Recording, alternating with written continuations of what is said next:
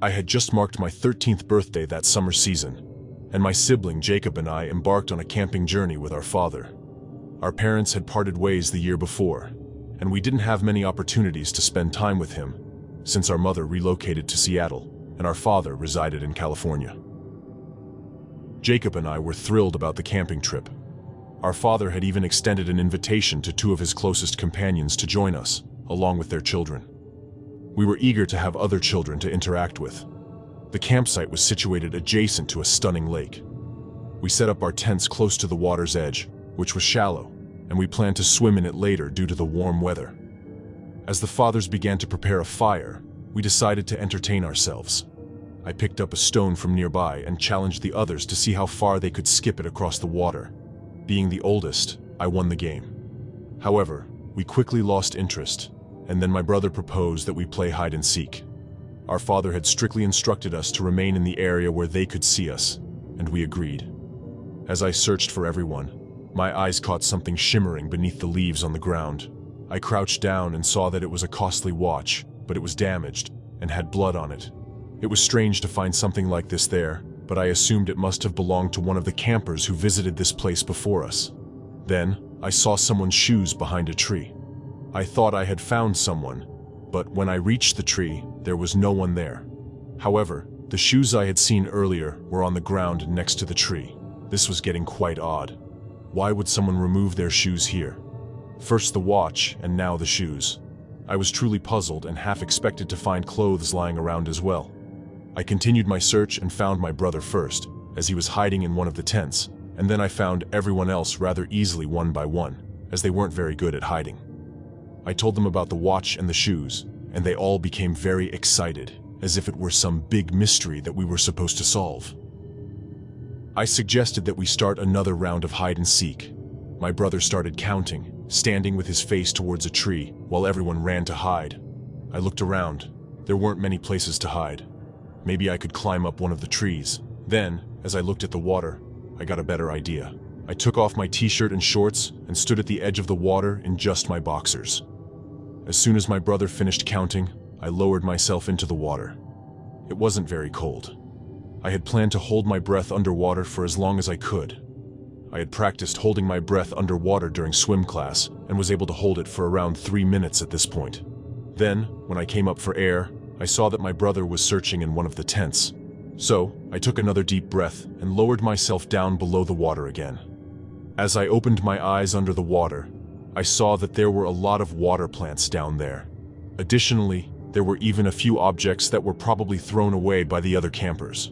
I saw a bundle of clothes stuck between one of the objects. When I looked closely, I realized it wasn't clothes, but a person. I gasped and had to go up for air. Just then, my brother yelled in glee that he found me. It appeared he had already found everyone else, but that was the least of my worries now. I dove back in and looked carefully. This time, it was a woman's body. Had she drowned here, or did someone kill her and dump the body? My imagination was running wild. I was also afraid that the corpse would open its eyes and come after me. So, I swam back to shore and quickly put on my clothes. Knowing that I had to tell an adult, I found my father and told him what I had found. His face took on a grave expression. One of the adults dove into the lake to confirm what I'd seen. When he came up, his face was grim, a silent confirmation. My father declared this place was too dangerous to stay at. If someone had been murdered and dumped it in the water without anyone finding out about it. They called the cops, and soon enough, blue and red lights could be seen in the distance. The police searched the lake thoroughly, and to our shock and horror, the body I spotted hadn't been the only one in there. There were 4 other bodies, each weighed down by a heavy weight tied to them. I shuddered as I thought about it. We were pretty disappointed about the camping trip being cut short. However, my brother and I were excited that the police drove us down to the station so we could make a statement. At least we'd be able to show off to our classmates about that. I told the police about the shoes and the watch I had found. The people who had been discovered dead in the water had been missing for months, each disappearing one after the other. The police opened an investigation, but my father told me they were never able to catch the person who did it. The police were sure it had to do with a serial killer that had made the news several months before, but they couldn't find a motive, and the cases remained unsolved. I still wonder if I or anyone from the camping group could have been next in light of the objects I had found laying around. This could have been mere hunting grounds for him. We certainly dodged a bullet that day.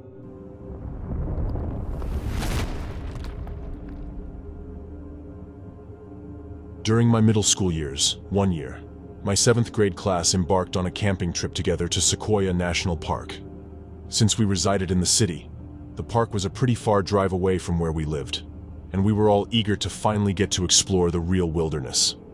After a long 4-hour bus ride, we finally reached the park. Upon reaching our campsite, my best friend Zach and I decided to set our tents further away from everyone else's. We always like to wander off and explore on our own, and we thought it would be pretty cool to sleep deep in the woods, as close to nature as possible.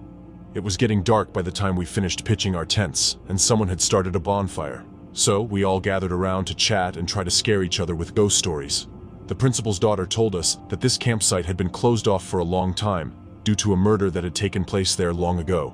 According to her, an entire family had been murdered by a psycho killer that lurked around these parts. Another student said that it wasn't a murder. He claimed the campsite was haunted, and we were all doomed. Our teacher, Mr. Brown, laughed and told us that these were just scary campfire stories, and none of them were true. After dinner, we settled in our tents. I was tired from the long bus ride there and immediately fell asleep. When I woke up, I found that Zach wasn't in the tent. Thinking that he'd gone to use the bathroom, I went outside to check on him. But the bathrooms were unoccupied, and there was no sign of Zach anywhere outside. I heard some bushes rustling behind me and peered into the dense woods. Zach had always been up for adventure, so I hoped it was just him making those sounds. I grabbed my flashlight and decided to go check it out, going in the direction of the noise. Delving further into the woods, I realized it wasn't Zach making the noise, but some kind of animal that I couldn't quite make out. It had its head inside a bush for some reason, possibly a bear eating berries. Just then, my foot stepped on a tiny branch, causing it to snap. The creature turned to look towards my direction, and I saw that it wasn't a bear. From what I could make out, it was something of a mix between a dog and a human. It let out an ominous growl that slowly made its way towards me. Realizing the gravity of the situation, I yelled and immediately bolted back towards the campsite. The creature followed me, although it looked like a mix of a wolf and a dog. It was twice the size of any wolf I had ever seen. I somehow made it back to the campsite and bumped into my teacher, Mr. Brown. He reprimanded me for being outside my tent this late, but he saw the terrified look on my face and asked me what was wrong. He became really worried after I told him about Zach's disappearance and the big wolf animal that I'd seen. Looking back now, it was weird that the creature didn't follow me back into the campsite. A search party was formed immediately, and everyone set out to search for Zach. The entire forest soon echoed with calls for Zach. If he was nearby, he should have heard us by then. We searched until dawn, but there was no sign of him. We separated into smaller groups and went searching deeper into the woods. Then, from a distance, I saw something. It looked like an animal. Immediately, I remembered the one from earlier, so I maintained my distance. I looked for members of my group, but in my search, I hadn't realized that I drifted further away from my search group. It was indeed a large dog, but then, to my horror, it stood up on its hind legs. I suddenly felt goosebumps all over my body, and then the animal turned its head towards me and gave out another ominous growl. I bolted in the opposite direction, shouting for help, but then I tripped on a rock and fell. That's when I saw it, a severed hand on the ground. The friendship bracelet on it was unmistakably Zach's. I looked behind me, but there was no sign of the dog. I fell on my back. The horror had rendered me completely frozen. My group urgently made their way towards me and asked what was wrong. I told them it was Zach and pointed at the hand. I was crying silent tears and my body was trembling. The police were called, and a thorough investigation of the matter was conducted. I gave my statement, describing the animal in vivid detail as best I could. The rest of the camping trip was called off, and we were sent home immediately. They searched for the animal for several weeks, but never caught sight of it. It was the first time someone close to me had died. I didn't know what that animal was. Sometimes I even questioned what I saw. I was only in middle school back then. Maybe my childhood overactive imagination made the situation creepier than it had been. But the tragedy forced me to seek therapy for a long time.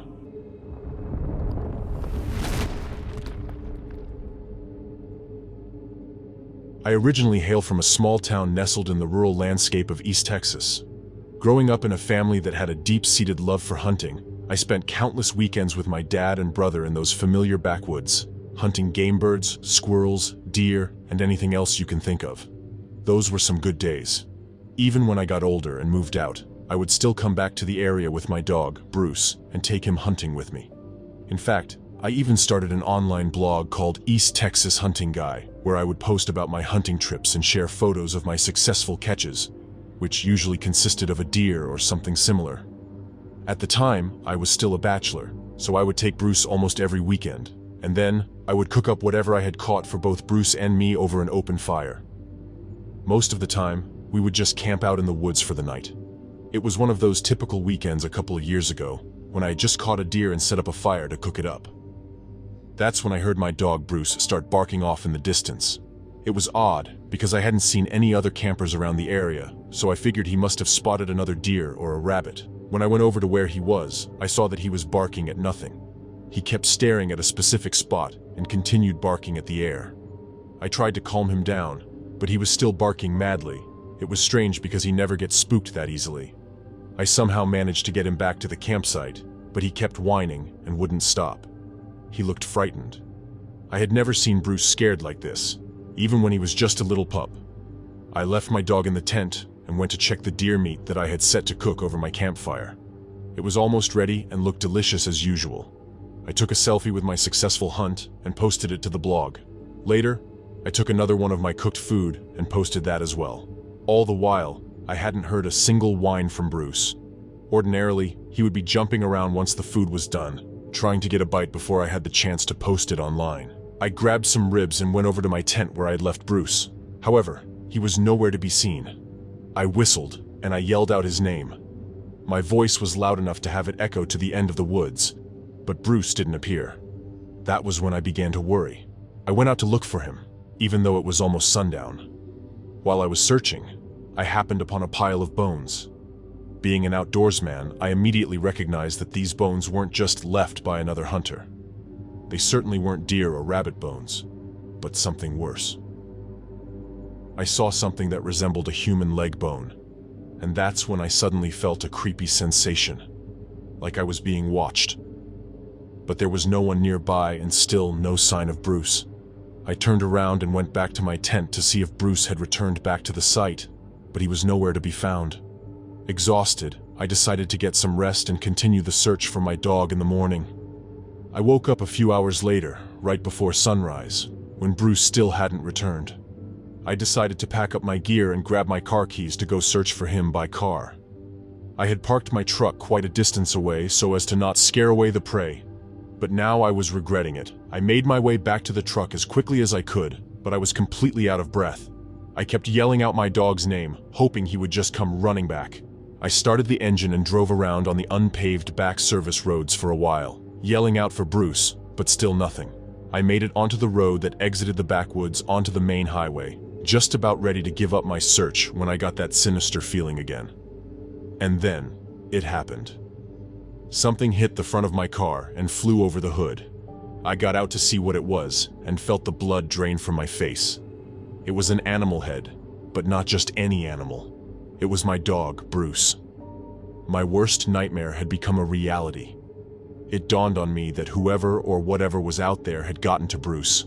Someone had specially thrown it in front of my car for me to see it, and that pile of bones must have been left by someone or something intelligent enough to store them in one place. I called the sheriff to tell him what happened. They investigated the hunting site but never found any conclusive evidence of what killed my dog. I've gotten older and have a family and more responsibility now, so I don't go hunting or camping in the wilderness as much as I used to. I shut down my hunting blog soon after that happened. Even now, I get overwhelmed with grief and fear every time I think about my old dog Bruce and the evil thing that killed him during that horrible weekend. In fact, I vowed to never return back to those woods in East Texas.